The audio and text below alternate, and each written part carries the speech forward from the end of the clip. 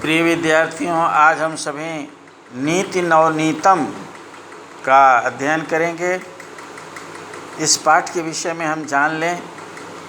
नीति नवनीतम यह पाठ महर्षि वेद व्यास द्वारा रचित महाभारत महाकाव्य से लिया गया है।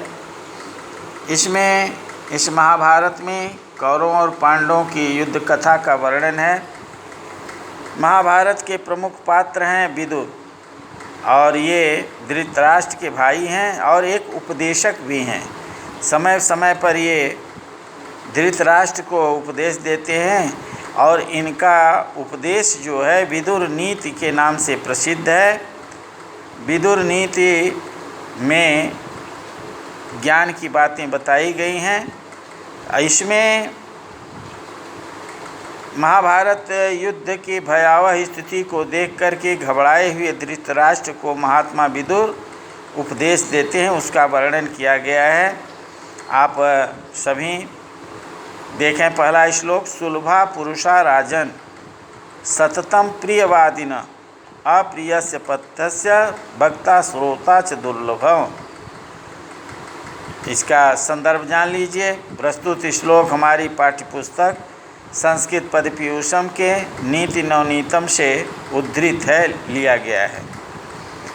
इसमें बताया गया कि विदुर ने कहा कि सुलभा पुरुषा राजन, हे राजन। सुलभा माने आसानी से, पुरुषा मनुष्य, सततम प्रियवादिना हमेशा प्रिय बोलने वाले। हे राजन, हमेशा प्रिय बोलने वाले पुरुष हमेशा आसानी से मिल जाते हैं।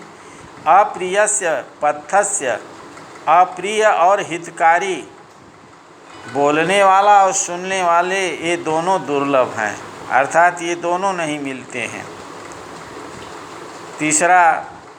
दूसरा श्लोक आप लोग देखें। त्यजेत एकम कुलस्यार्थे ग्रामस्यार्थे कुलम त्यजेत ग्रामम जनपदस्यार्थे आत्मानं पृथ्वी त्यजेत।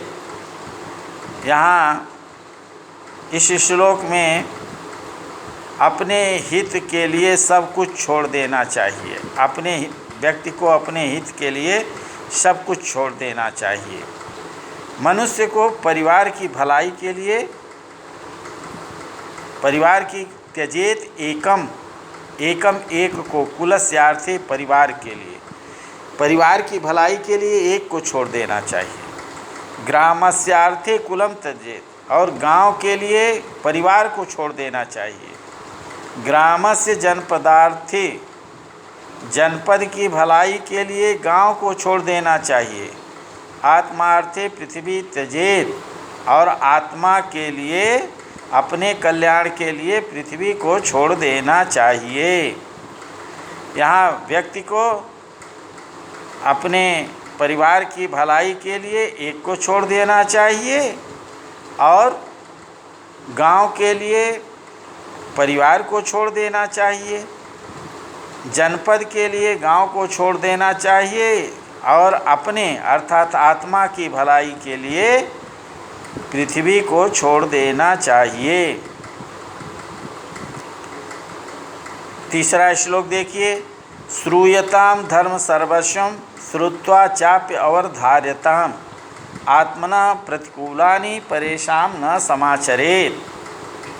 श्रूयताम सुनना चाहिए, धर्म सर्वस्वम सभी धर्म को, श्रुत्वा सुन करके, च अपि और भी, अवधार्यताम धारण करना चाहिए। आत्मना प्रतिकूलानि अपने प्रतिकूल हो, परेशान न समाचरेत दूसरे के साथ वैसा आचरण नहीं करना चाहिए। धर्म के सभी धर्मों को सुनना चाहिए और सुनकर के धारण करना चाहिए, मानना चाहिए। धर्म के सभी बातों को सुनना चाहिए और सुनकर के धारण करना चाहिए। जो भी आचरण अपने लिए अनुकूल नहीं हो वैसा वह आचरण दूसरे के साथ भी नहीं करना चाहिए। जो अपने लिए प्रतिकूल हो वैसा दूसरे के साथ नहीं करना चाहिए। न विश्वसेत अविश्वस्ते विश्वस्ते नीति विश्वसेत विश्वासाद भयम उत्पन्नम कूलानि कृतति। न विश्वसेत, विश्वास नहीं करना चाहिए। अविश्वस्ते, अविश्वासी पर विश्वास नहीं करना चाहिए। और विश्वस्ते अति न विश्वस्ते, और विश्वासी पर बहुत अधिक विश्वास नहीं करना चाहिए, क्योंकि विश्वासात् भयम उत्पन्नम, विश्वास से भय उत्पन्न होता है। मूलान निकृतति, मूलान माने जड़ को ही, निकृतति माने काट डालता है। जो विश्वास करने योग्य न हो उस पर विश्वास नहीं करना चाहिए, और जो विश्वसनीय हो उस पर अधिक विश्वास नहीं करना चाहिए, क्योंकि विश्वास से भय उत्पन्न होता है और वह जड़ को भी काट देता है। तत् इसका मतलब यह है कि किसी व्यक्ति पर अधिक विश्वास करने से उसके द्वारा समूल नाश किए जाने की संभावना बनी रहती है। अगला श्लोक, अक्रोधेन जयेत क्रोधम, असाधु साधुनाम जयेत, जयेत कदर्यम दानेन, जयेत सत्येन चानृतम। यहाँ बताया गया है कि दुष्ट व्यक्ति को तथा कंजूस को कैसे जीता जा सकता है। क्रोधी, दुष्ट और कंजूस व्यक्ति को किस प्रकार से जीता जा सकता है, ये बताया गया है।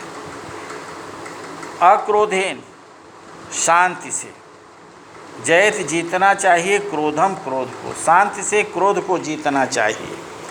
असाधुम साधुना जयत, असाधु दुष्टता, दुष्ट को, साधुना सज्जनता से जीतना चाहिए, दुष्ट को सज्जनता से जीतना चाहिए।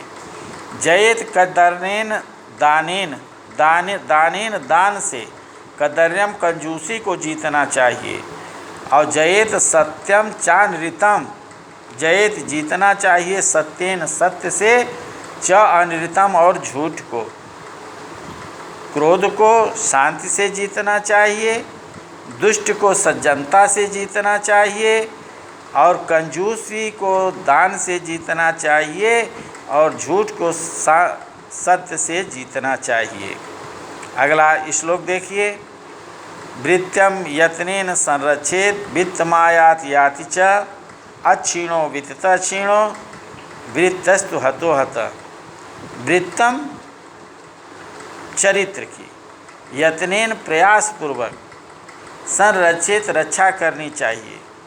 वित्त मायात, वित्त धन, आयात याता है, यात जाता है।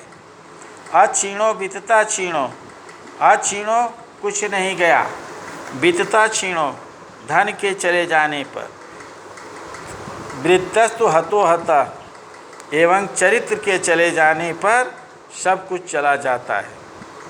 यहाँ इसका प्रसंग आप जानें, यहाँ चरित्र की प्रधानता पर बल दिया गया है कि चरित्र की प्रयासपूर्वक रक्षा करना चाहिए, क्योंकि धन आता है और चला जाता है। धन के जाने पर कुछ नहीं जाता, लेकिन चरित्र के चले जाने पर सब कुछ चला जाता है।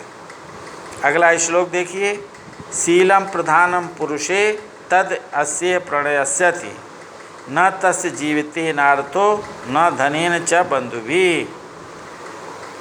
शीलम प्रधानम, शीलम चरित्र, प्रधानम प्रधान है, मुख्य है, पुरुषे मनुष्य में, तद यह, तद इसलिए, अस इसको, प्रणयस्यत नष्ट हो जाता है। न तस्य जीवितेन अर्थो, जीवितेन अर्थो जीने का कोई अर्थ प्रयोजन होता है। धनेन धन के द्वारा, बंधु भी भाइयों को। यहाँ भी चरित्र के महत्व को बताया गया है। इस संसार में पुरुष में चरित्र ही महत्वपूर्ण है, महान है। जिसका यह गुण नष्ट हो जाता है, उसके जीवित रहने का कोई मतलब नहीं है, कोई अर्थ नहीं है। धन न धन का, ऐसे व्यक्ति की उसके बंधु की कामना नहीं करते। तात्पर्य यह है कि चरित्रहीन व्यक्ति का जीवन ही व्यर्थ हो जाता है। अगला श्लोक, दिवसे नैव तत्कुर्यात् येन रात्रौ सुखम वसेत्, अष्टमासेन तत्कुर्यात् येन वर्षा सुखम वसेत्। दिवसेन दिन में, कुर्यात करना चाहिए, रात्रों रात में बसेत रहे, अष्टमासेन 8 महीनों में, वर्षा ऋतु। यहाँ बताया गया है कि व्यक्ति को दिन भर में इतना काम कर लेना चाहिए और 8 महीने में इतना परिश्रम कर लेना चाहिए कि उसको कोई आगे चल कर के परेशानी न हो। दिन भर में सभी कार्य कर लेना चाहिए जिसमें व्यक्ति रात्रि में सुखपूर्वक रह सके। 8 महीने तक वह इतना कार्य कर ले जिससे कि वर्षा ऋतु में वह सुखपूर्वक रहे। अगला श्लोक, पूर्वे वयसि तत्कुर्यात् येन वृद्ध सुखम बसेत, यावत् जीवेन तत्कुर्यात् येन प्रेत्य सुखम बसेत। पूर्वे वयस, पहली अवस्था में यानी युवा अवस्था में, तत्कुर्यात् उतना कर लेना चाहिए, येन जिससे वृद्धावस्था में सुख बसेत सुखपूर्वक रह सके। यावत् जीवने, पूरे जीवन भर, तत्कुर्यात् उतना करना चाहिए जिससे प्रेत्य मर करके सुखम बसेत सुखपूर्वक रहे। यहाँ बताया गया है कि मनुष्य को अच्छा सत्कार्य करना चाहिए, यानी युवावस्था में इतना कर लेना चाहिए जिससे वृद्धावस्था में सुखपूर्वक रहे। पूरे जीवन इतना कर लेना चाहिए कि मरने के बाद भी व्यक्ति सुखपूर्वक रहे, उसको किसी प्रकार मृत्यु के पश्चात उसका यश अमर रहे, संसार में उसका सभी गुणगान करते रहें जिससे उसकी आत्मा को शांति मिलती रहे। सुवर्ण पुष्पा चिन्वन्ति पृथ्वी चिन्वन्ति पुरुषास्त्रयः, सूरश्च कृतविद्यश्च यः जानाति सेवितुम्।